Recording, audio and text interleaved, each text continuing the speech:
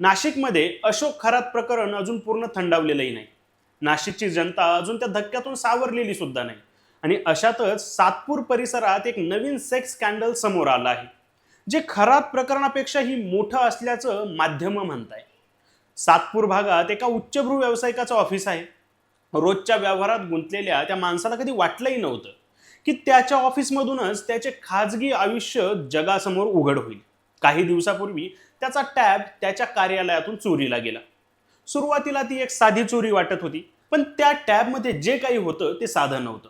त्या व्यावसायिकाच्या एका मैत्रिणीसोबतचे 150 ते 200 अत्यंत आक्षेपार्ह आणि खाजगी व्हिडिओ त्यात साठवलेले होते.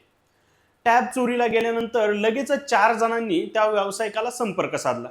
त्यांची नावं होते आकाश वखरे, प्रकाश पानपाटील, सूरज गवई आणि श्रीपद शिंदे.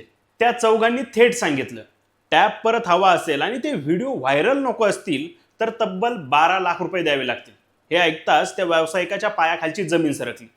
त्याने घाबरून पैसे द्यायचे नाही असं ठरवलं. त्याने सातपूर पोलिसांशी संपर्क साधला आणि सगळी हकीकत सांगितली.